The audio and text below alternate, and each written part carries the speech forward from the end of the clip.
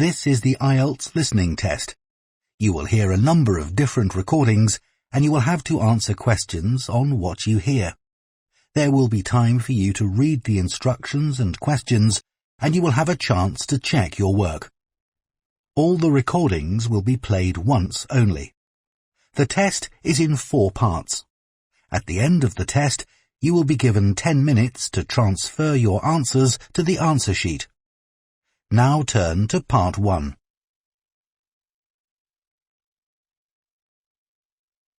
Part 1. You will hear a man phoning to inquire about a cleaning service for his apartment. First, you have some time to look at questions 1 to 5.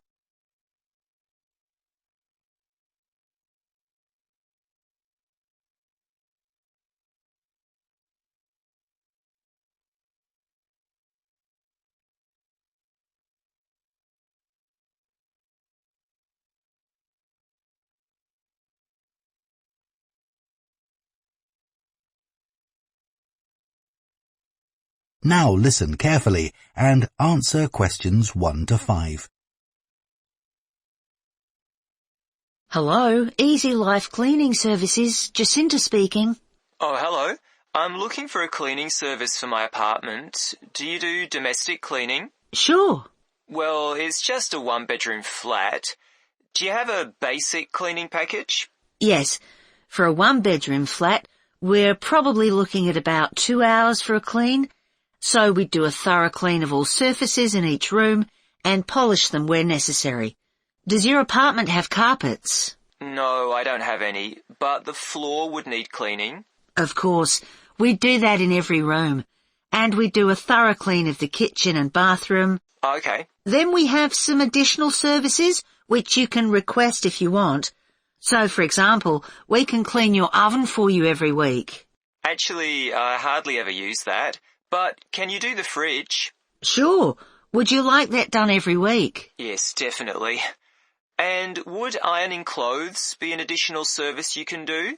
Yes, of course. It wouldn't be much, just my shirts for work that week. That's fine. And we could also clean your microwave if you want. No, I wipe that out pretty regularly, so there's no need for that. We also offer additional services that you might want a bit less often, say every month. So, for example, if the inside of your windows need cleaning, we could do that. Yes, that'd be good. I'm on the 15th floor, so the outside gets done regularly by specialists, but the inside does get a bit grubby. And we could arrange for your curtains to get cleaned if necessary. No, they're okay. But would you be able to do something about the balcony? It's quite small, and I don't use it much, but it could do with a wash every month or so. Yes, we can get the pressure washer onto that. Before you hear the rest of the conversation, you have some time to look at questions 6 to 10.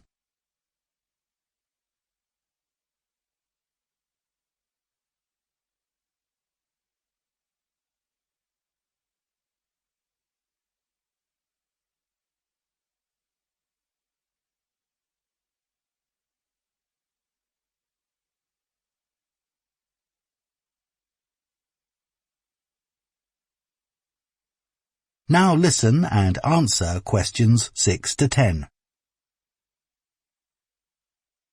Now, if you're interested, we do offer some other possibilities to do with general maintenance. For example, if you have a problem with water and you need a plumber in a hurry, we can put you in touch with a reliable one who can come out straight away. And the same thing if you need an electrician. Right, that's good to know. I've only just moved here, so I don't have any of those sorts of contacts. And I don't know if this is of interest to you, but we also offer a special vacuum cleaning system which can improve the indoor air quality of your home by capturing up to 99% of all the dust in the air. So if you're troubled by allergies, this can make a big difference. Right, in fact, I don't have that sort of problem, but I'll bear it in mind. Now, can you tell me a bit about your cleaning staff? Of course. So all our cleaners are very carefully selected. When they apply to us, they have to undergo a security check with the police to make sure they don't have any sort of criminal background. And of course, they have to provide references as well. Then if we think they might be suitable for the job, we give them training for it. That lasts for 2 weeks, so it's very thorough, and at the end of it they have a test. If they pass that, we take them on, but we monitor them very carefully. We ask all our clients to complete a review of their performance after every visit and to email it to us, so we can pick up any problems straight away and deal with them.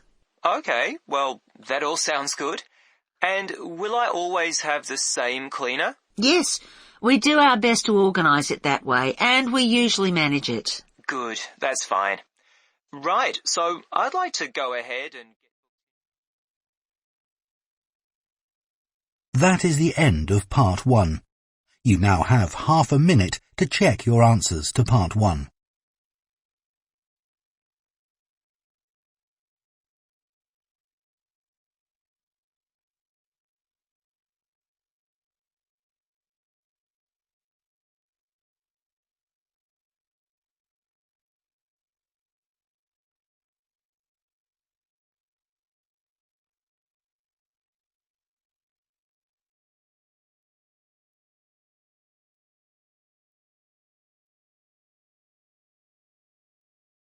Part 2. You will hear part of a talk to a gardening club about a local park. First, you have some time to look at questions 11 to 14.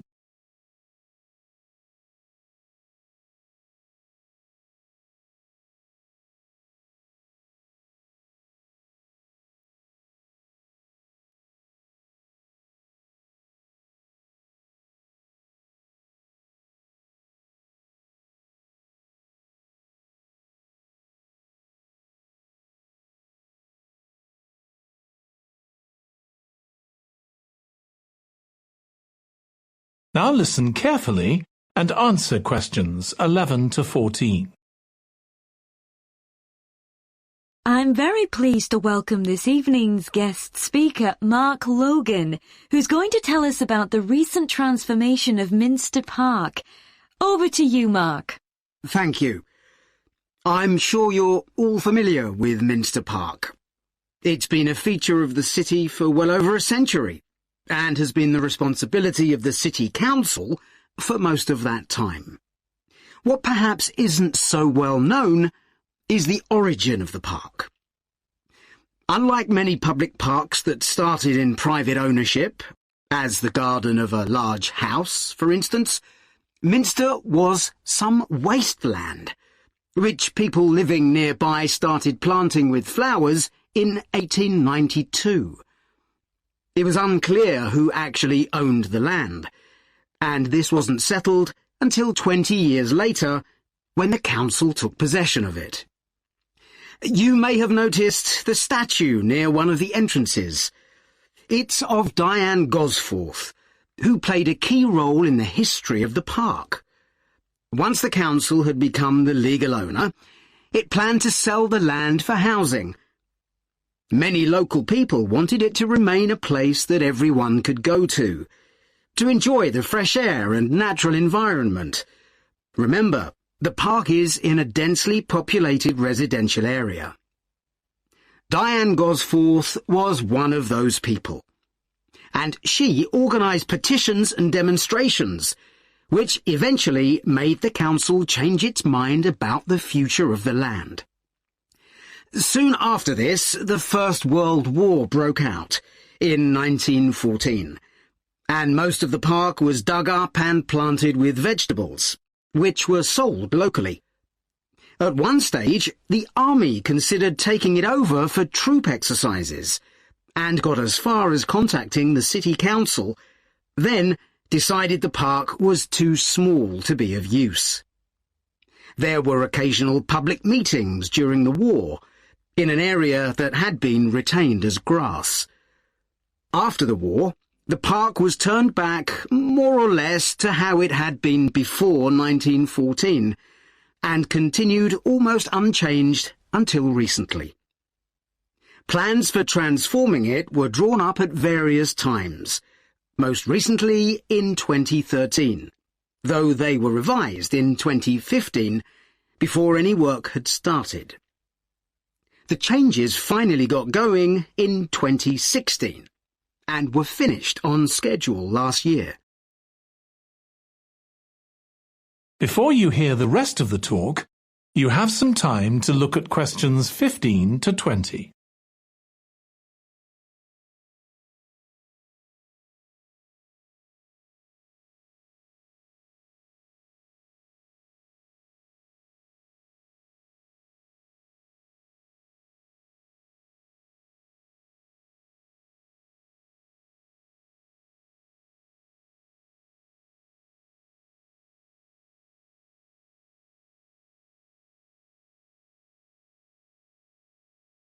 Now listen and answer questions 15 to 20. OK, let me tell you about some of the changes that have been made and some things that have been retained. If you look at this map, you'll see the familiar outline of the park, with the river forming the northern boundary, and a gate in each of the other 3 walls. The statue of Diane Gosforth has been moved. It used to be close to the south gate, but it's now immediately to the north of the lily pond, almost in the centre of the park, which makes it much more visible. There's a new area of wooden sculptures, which are on the riverbank, where the path from the east gate makes a sharp bend. There are 2 areas that are particularly intended for children. The playground has been enlarged and improved, and that's between the river and the path that leads from the pond to the river. Then there's a new maze, a circular series of paths separated by low hedges. That's near the west gate. You go north from there towards the river and then turn left to reach it. There have been tennis courts in the park for many years, and they've been doubled, from 4 to 8. They're still in the southwest corner of the park, where there's a right-angle bend in the path. Something else I'd like to mention is the new fitness area. This is right next to the lily pond on the same side as the west gate. Now, as you're all gardeners, I'm sure you'll like to hear about the plants that have been chosen for the park. That is the end of part 2. You now have 30 seconds to check your answers to part 2.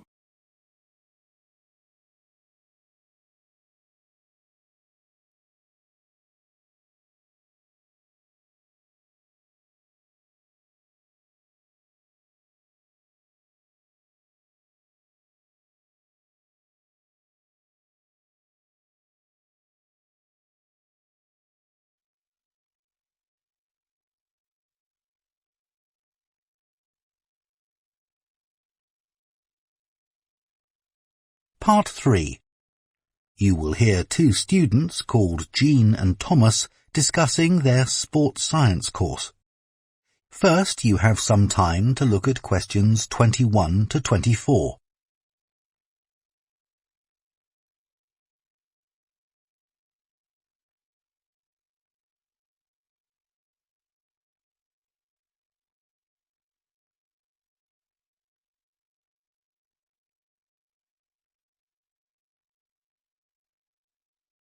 Now listen carefully and answer questions 21 to 24.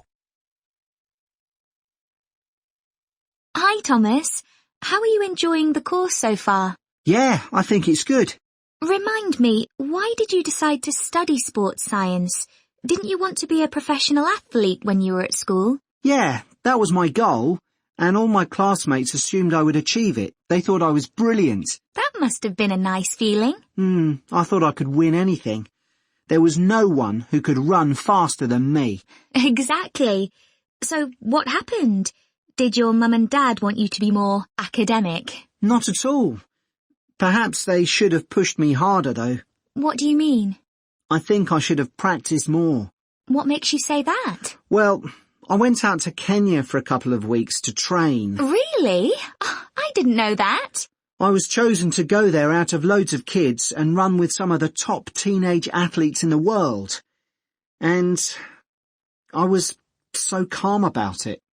I just kept thinking how fortunate I was. What a great chance this was. Everyone back home was so proud of me. But once we started competing, I very quickly realised I wasn't good enough. That must have been a huge shock. I thought, this can't be happening. I was used to winning. I'm sorry to hear that. It's okay. I'm over it now, and I think it's much better to do a university course. And this one has such a variety of sports-related areas. It's going to be good. Oh, I agree. I chose it because of that. Before you hear the rest of the discussion, you have some time to look at questions 25 to 30.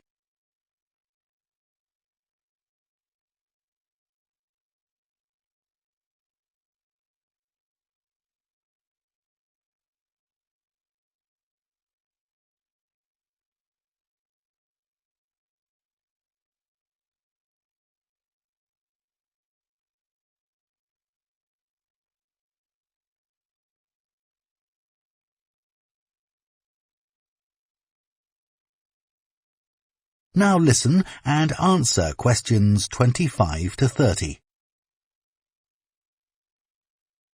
So, Jian, have you thought of any ideas for the discussion session next week on technology and sport? We have to cover more than one sport, don't we? Yeah. You know, we always think technology is about the future, but we could gather some ideas about past developments in sport. Look at early types of equipment, perhaps. I remember reading something about table tennis bats once, how they ended up being covered with pimpled rubber. 'Cause they were just wooden at first, I'd imagine. Yeah. In about the 1920s, a factory was making rolls of the rubber in bulk for something like horse harnesses.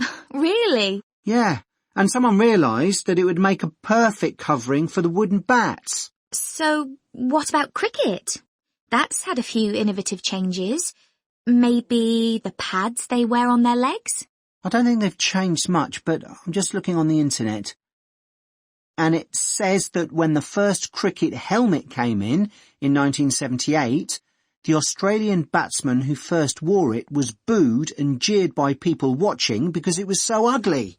Wow! Players have to protect themselves from getting hurt. I mean, everyone wears one now.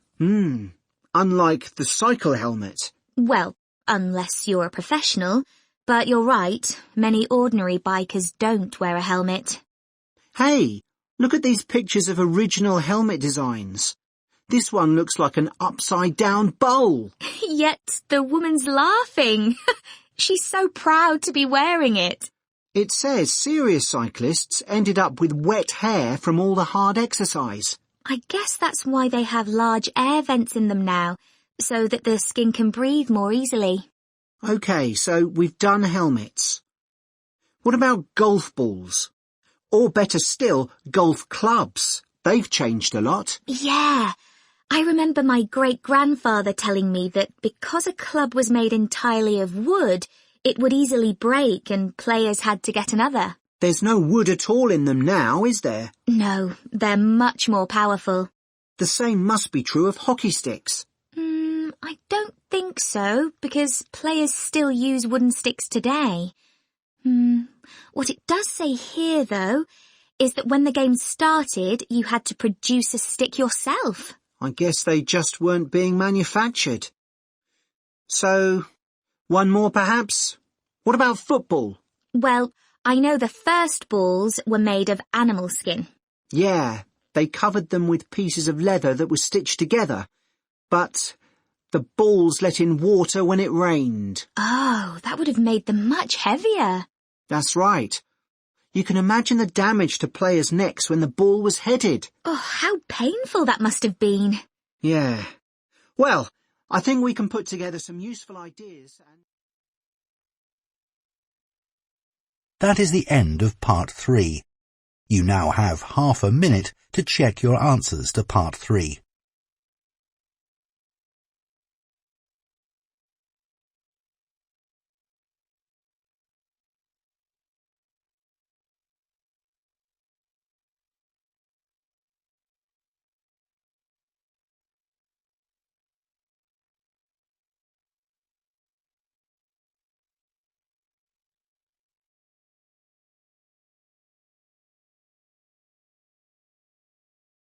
Part 4.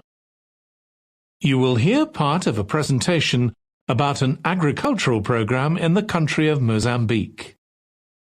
First, you have some time to look at questions 31 to 40.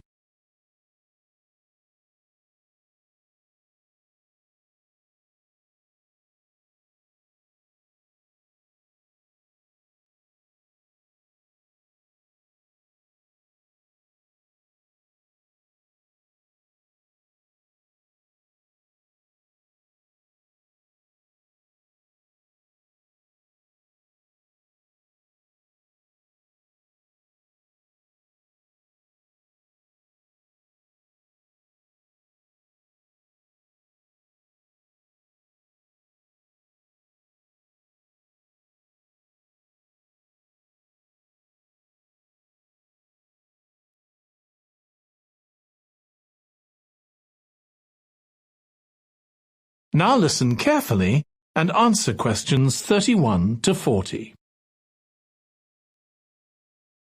I'm going to report on a case study of a program which has been set up to help rural populations in Mozambique, a largely agricultural country in Southeast Africa. The program worked with 3 communities in Chikwalakwala district near the Limpopo River. This is a dry and arid region with unpredictable rainfall. Because of this, people in the area were unable to support themselves through agriculture, and instead they used the forest as a means of providing themselves with an income, mainly by selling charcoal. However, this was not a sustainable way of living in the long term, as they were rapidly using up this resource. To support agriculture in this dry region, the program focused primarily on making use of existing water resources from the Limpopo River by setting up systems of irrigation, which would provide a dependable water supply for crops and animals. The program worked closely with the district government in order to find the best way of implementing this. The region already had one farmers' association, and it was decided to set up 2 more of these. These associations planned and carried out activities including water management, livestock breeding and agriculture. And it was notable that in general, women formed the majority of the workforce. It was decided that in order to keep the crops safe from animals, both wild and domestic, special areas should be fenced off where the crops could be grown. The community was responsible for creating these fences, but the program provided the necessary wire for making them. Once the area had been fenced off, it could be cultivated. The land was dug so that vegetables and cereals appropriate to the climate could be grown, and the program provided the necessary seeds for this. The program also provided pumps so that water could be brought from the river in pipes to the fields. However, the labour was all provided by local people, and they also provided and put up the posts that supported the fences around the fields.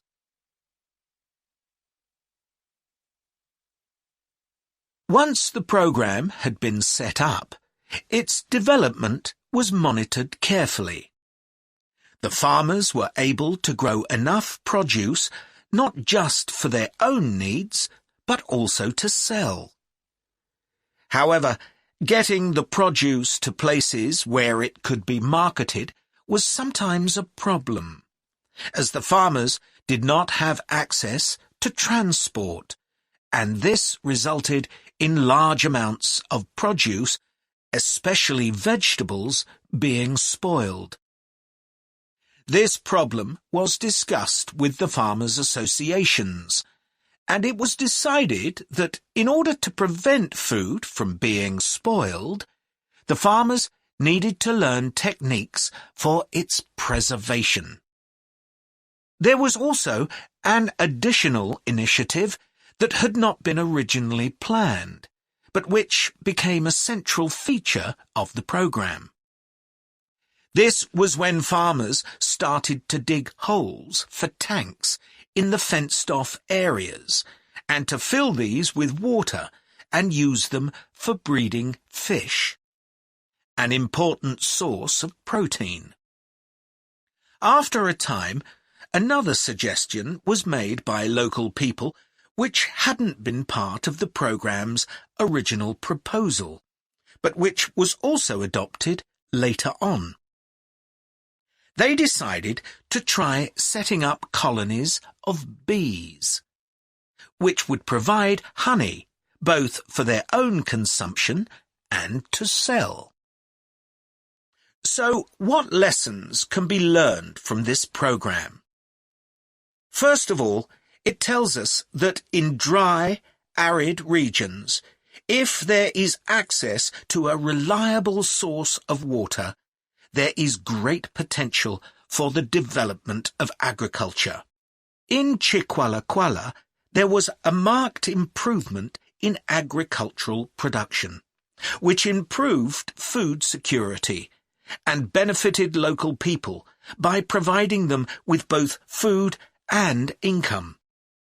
However, it's important to set realistic timelines for each phase of the program, especially for its design, as mistakes made at this stage may be hard to correct later on. The program demonstrates that sustainable development is possible in areas where there is... That is the end of Part 4. You now have 1 minute to check your answers to Part 4.